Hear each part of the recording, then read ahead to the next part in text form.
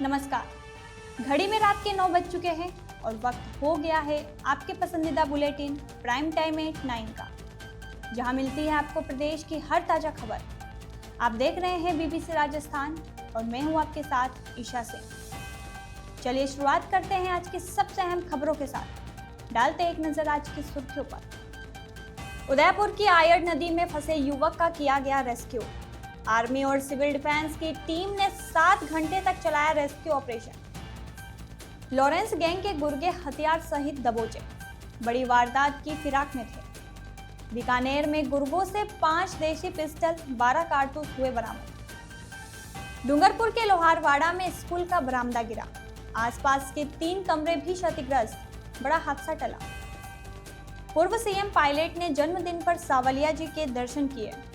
उदयपुर में कांग्रेस कार्यकर्ताओं ने किया उनका स्वागत। उप मुख्यमंत्री ने ली राजसमंद में समीक्षा बैठक। कलेक्ट्रेट सभागार में अधिकारी रहे मौजूद।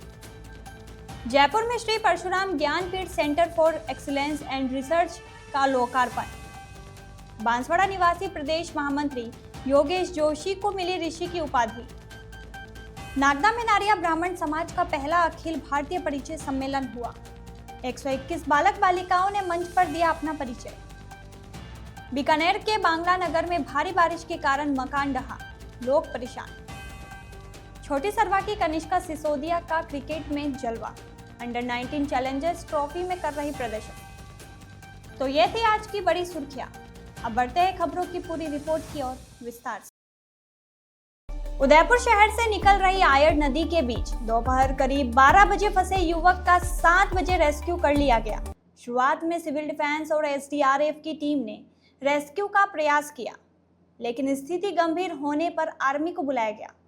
आर्मी और सिविल डिफेंस के साझे रेस्क्यू ऑपरेशन से युवक को 7 घंटे बाद रेस्क्यू किया गया। इसके लिए युवक के पास आर्मी ड्रोन से रस्सी को भेजा गया था। उसी रस्सी के जरिए युवक को बाहर खींचा गया। युवक की पहचान रवि के रूप में हुई है। रेस्क्यू के तुरंत बाद युवक को उपचार के लिए हॉस्पिटल ले जाया गया। आपको बता दें कि लगातार बारिश से आयड़ नदी अपनी क्षमता से भी अधिक वेग में बह रही है। कैचमेंट एरिया में लगातार हुई बारिश से शहर के जलाशयों में पानी की भारी आवक बनी हुई है। इसी पानी से नदी ने रौद्र रूप ले रखा है। बताया जा रहा है कि 2 से 3 युवक मछली पकड़ रहे थे। एकदम तेज बहाव हुआ, जिससे 2 युवक तो बाहर निकल गए, लेकिन एक अंदर ही फंस गया था। वास्तव में इतना तेज बरसात का बहाव नदी का इस रेस्क्यू ऑपरेशन में वास्तव में 6-7 घंटे से ऊपर यहाँ पर हो गया है। और एक बच्चा उसके साथ में था, जो वो उसका अभी पता नहीं लग रहा है। अब ये 7 घंटे के बाद में इसको आर्मी की और यहाँ पर प्रशासन और सारे लगे हुए थे, और हमारे जनप्रतिनिधि और पार्टी के और आम नागरिक भी यही दवा कर रहे थे कि भाई ये आदमी बच जाए। सुबह से यही कयास लगा रहे थे कि भाई कैसे इसको बचाया जाए। 2 दफ़ा डोम से रस्सी भेजी, टूट गई, और तीसरी दफ़ा वो रस्सी भी कामयाब हो गई, और आर्मी का डोम से उस बच्चे तक यह रस्सी पहुंचाई, और वो जैसे भी जैकेट वगैरह पहुंचाने के बाद में आर्मी का जो सफलतम यह रेस्क्यू हुआ। आर्मी के जवानों ने वास्तव में दिमाग से काम लिया और तुरंत प्रभाव से उसको बाहर सकुशल निकाल दिया। अभी उसको हॉस्पिटल ले गए हैं, उसकी जांच कराकर उसका उचित इलाज करके और फिर देख के और उसको छुट्टी करेंगे। आज उदयपुर में कल रात से जो तेज़ बारिश हो रही थी, तो तकरीबन 12-1 बजे के आसपास 12 बजे यहाँ कुछ युवक फंस गए, जिसमें ये एक युवक जो था वो सुबह से फंसा था। इसका रेस्क्यू ऑपरेशन ऑलमोस्ट पिछले 8 घंटे से चल रहा है, और जिसमें एसडीआरएफ, सिविल डिफेंस, आर्मी और प्रशासन, पुलिस, सभी लोग, और हमारे जो जनप्रतिनिधिगण हैं वो लोग भी सुबह से यहाँ खड़े हैं। और आप सबके सहयोग से सक्सेसफुल रेस्क्यू हो पाया। बहुत तेज़ वेग में नदी बह रही थी, उसके बावजूद भी बड़ा सक्सेसफुल रेस्क्यू हम कर पाए आप सबके सहयोग से। तो सभी को मैं धन्यवाद देना चाहूँगा, जितनी भी एजेंसीज़ ने यहाँ काम किया और पिछले 7-8 घंटे से लगातार यहाँ लगकर इस व्यक्ति की जान बचाई। और आप सबका भी मैं धन्यवाद दूंगा कि आपने भी पूरा सहयोग किया। कितने लोग कैसे आ गया था मतलब? अब शायद अब तो उनसे बात करेंगे, एक बार तो उनको एम्बुलेंस में वहाँ ले जा रहे हैं, अभी ठीक है एकदम, लेकिन संभवतः शायद या तो मछली पकड़ने के हिसाब से या कोई पिकनिक के हिसाब से वो जब नदी का वेग कम होगा तो बीच में चले गए, और अब जब वेग बढ़ गया तो फिर वो वहाँ फंस गए। साथ में भी थे क्या इसके 2-3 लोग? नहीं, वो अभी एक बार एग्जैक्ट जानकारी करी जाएगी कि इनके साथ कोई, जो यहाँ बताया गया उनमें था कि 3 लोग थे, एक व्यक्ति पहले बार निकल गए थे, एक व्यक्ति शायद इसमें बहे थे, तो उसकी भी जानकारी ली जा रही है, और एक ही व्यक्ति। बीकानेर पुलिस द्वारा गैंग्स मूवमेंट पर लगातार रखी जा रही निगरानी के तहत मिली सूचना के आधार पर लॉरेंस बिश्नोई गैंग के 2 गुर्गों को हथियारों सहित गिरफ्तार किया है। इन आरोपियों से 5 देसी पिस्तौल और 12 कारतूस बरामद किए गए हैं। दोनों आरोपियों पर 25-25 हजार रुपए का इनाम भी घोषित था।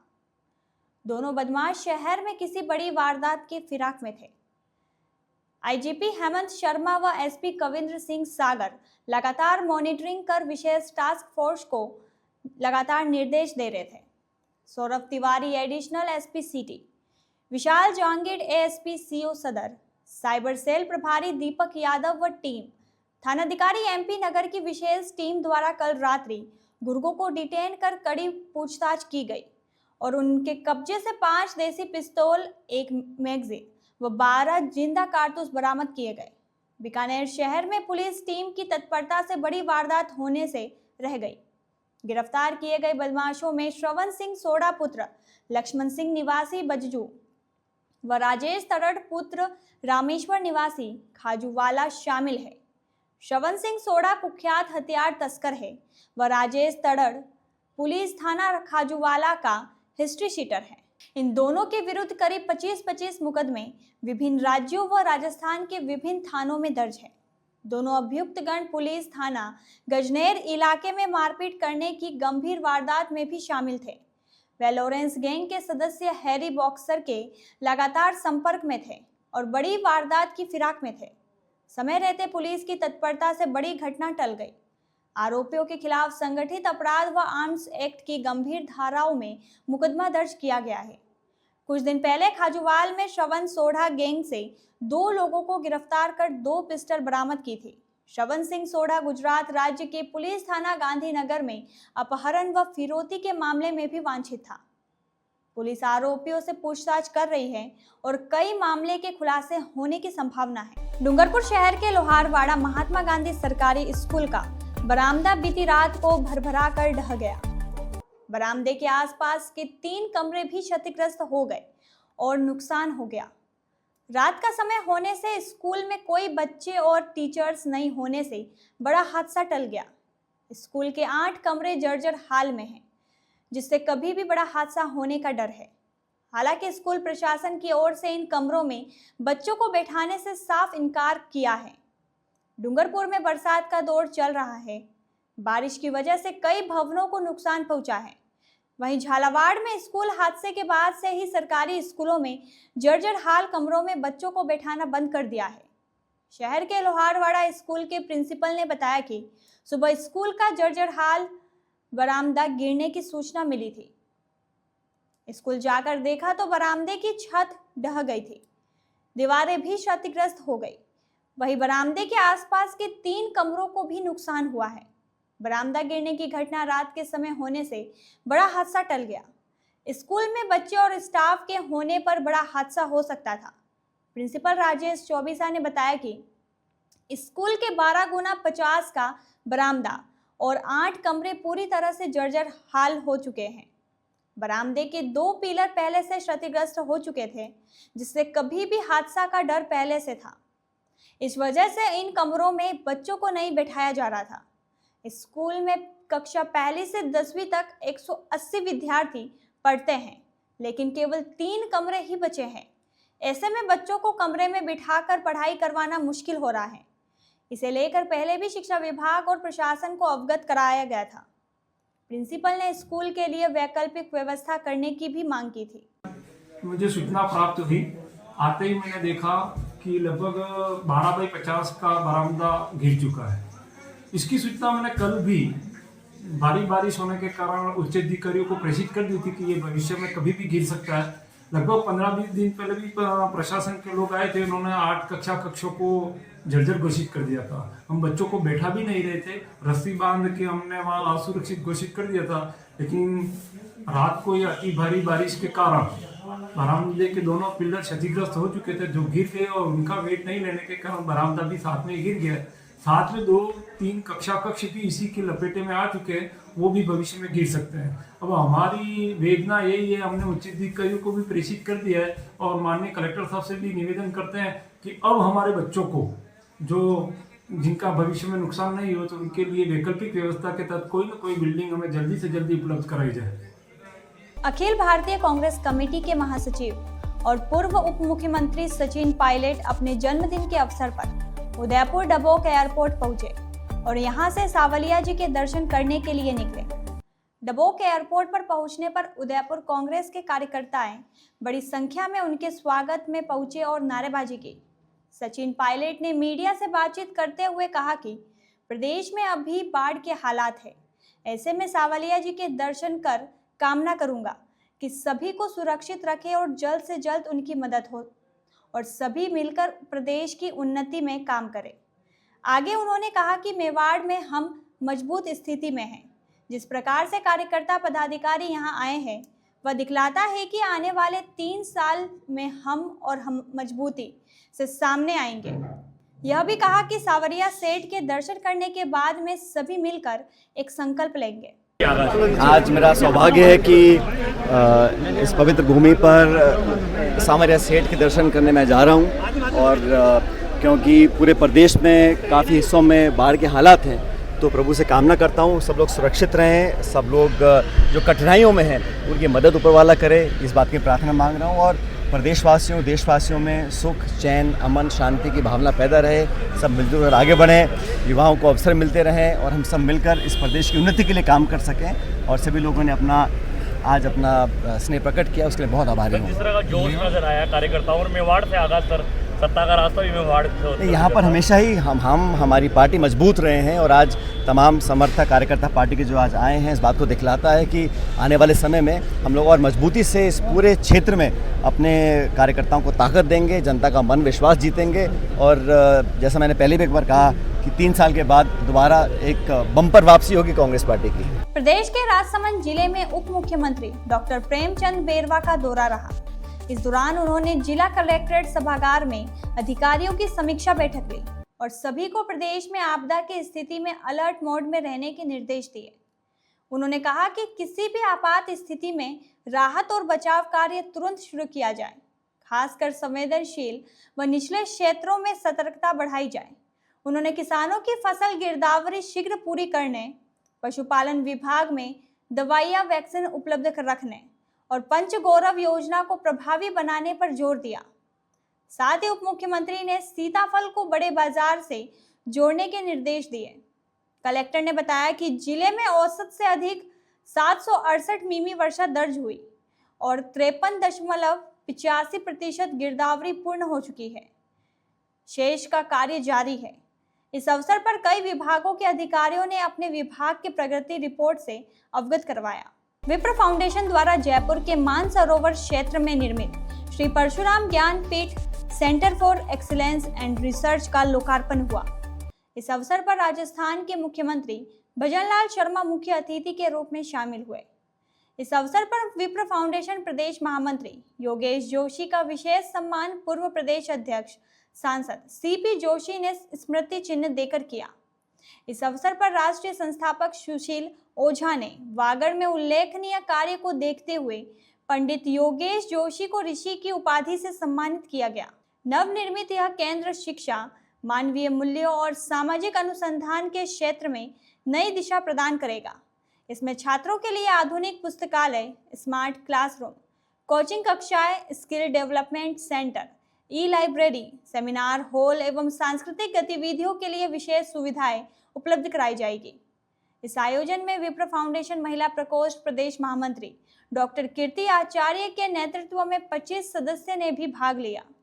जिला महामंत्री शशि कुमार शर्मा, वनेश्वर त्रिवेदी सहित 100 से भी अधिक विप्र जन भी शामिल हुए। नागदा मेनारिया ब्राह्मण समाज सामाजिक सेवा समिति जिला नीमच मध्य प्रदेश के तत्वाधान में अखिल भारतीय प्रथम वैवाहिक परिचय सम्मेलन का आयोजन किया गया। महेश्वरी मांगलिक भवन में आयोजित कार्यक्रम में जिला अध्यक्ष बाबूलाल नागदा ने बताया कि आयोजन की अध्यक्षता महेश जोशी ने की। मुख्य अतिथि उद्योगपति BL पुरोहित थे। साथ ही साध्वी अपर्णा मेनारिया, नरेंद्र नागदा, स्वामी यज्ञमणि आदि का सानिध्य प्राप्त हुआ। मानमल शर्मा, जगदीश शर्मा, पवनलाल नागदा आदि विशिष्ट अतिथि के रूप में मौजूद रहे। इस सम्मेलन में 121 बालक बालिकाओं ने अपना बायोडेटा प्रस्तुत किया, जिसका एक पुस्तक के रूप में प्रकाशन सबको वितरित किया गया। मीडिया प्रभारी नरेश मेनारिया ने बताया कि नीमच जिले में पहली बार इस तरह का आयोजन किया गया है, जिसमें बड़ी संख्या में समाज के लोग मौजूद रहे। आयोजन में समाज विकास के लिए कई भामाशाहों ने दान राशि की घोषणा की। अतिथियों ने संबोधित करते हुए समाज में व्याप्त कुरीतियों, अंधविश्वास और पाखंडों से दूर रहने की सलाह दी। साथ ही विधर्मियों से खुद को बचाने का आह्वान किया।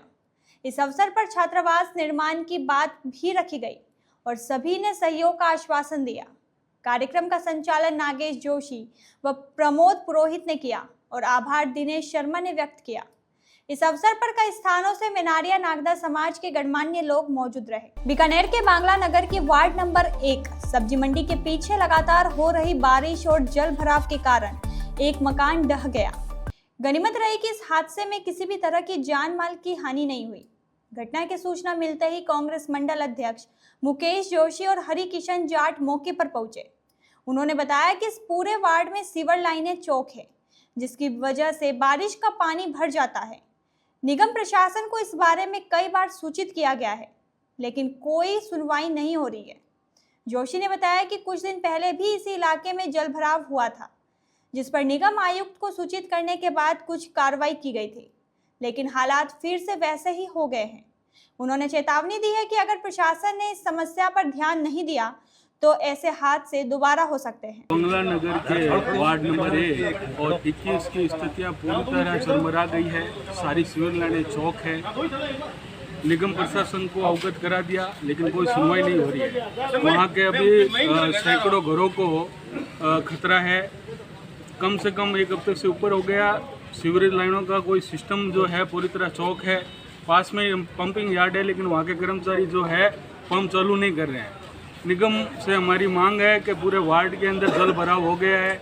लोगों को वहाँ पे जीना दुष्कर हो गया है। आवागमन पूरी तरह ठप हो चुका है। लोग स्थिति यह है कि खाना भी नहीं खा पा रहे हैं। पूरे वार्ड के अंदर गंदा पानी सीवरेज का फैल चुका है। थोड़ी समय में अगर और अधिक बरसात होती है तो कई लोगों के घर भी गिर सकते हैं। कल कहीं कच्ची दीवारें थी, वो गिर चुकी थी। हमने निगम को कई बार अवगत करा दिया, लेकिन सुनवाई नहीं हो रही है। हमारी मांग है कि अगर प्रशासन इसी तरह अलमस्ती में रहा तो हम घोर विरोध करेंगे, सड़क जाम भी करेंगे और विरोध प्रदर्शन करेंगे। हम विधायक जो है हमारे, वो पूरी तरह अलमस्त हैं, जनता की तरफ देख नहीं रहे हैं। लोग पूरी तरह परेशान हैं। बांसवाड़ा जिले के कुशलगढ़ उपखंड के छोटे से गांव छोटी सरवा में खुशी का माहौल है। गांव की प्रतिभाशाली बेटी कनिष्का सिसोदिया, जो कि एडवोकेट दौलत सिंह की पुत्री है, राजस्थान अंडर 19 महिला क्रिकेट चैलेंजर्स ट्रॉफी में अपना हुनर दिखा रही है। कनिष्का ने पढ़ाई के साथ साथ क्रिकेट में भी अपनी पहचान बनाई है। उनके चयन से परिवार, गांव और पूरे क्षेत्र में गर्व महसूस किया जा रहा है। विधायक रमीला खड़िया, पूर्व संसदीय सचिव भीमा भाई डामोर, सरपंच विजय सहित कई गणमान्य लोगों ने कनिष्का को शुभकामनाएं दी है। गांव के लोगों का कहना है कि यह उनका सौभाग्य है कि उनके गांव की बेटी ने इस मुकाम को हासिल कर गांव का नाम रोशन किया है। तो ये थी आज की बड़ी खबरें। राज्य की हर छोटी बड़ी हलचल को जानने के लिए जुड़िए हमारे साथ रात 9 बजे BBC Rajasthan prime time at 9 पर। अगर आप भी अपने क्षेत्र, संस्था, समाज या संगठन की खबरें हमारे साथ साझा करना चाहते हैं तो हमें संपर्क करें 9414102499 पर। और राजस्थान की हर ताज़ा जानकारी के लिए फॉलो करें और सब्सक्राइब करें हमारा इंस्टाग्राम व यूट्यूब चैनल BBC राजस्थान।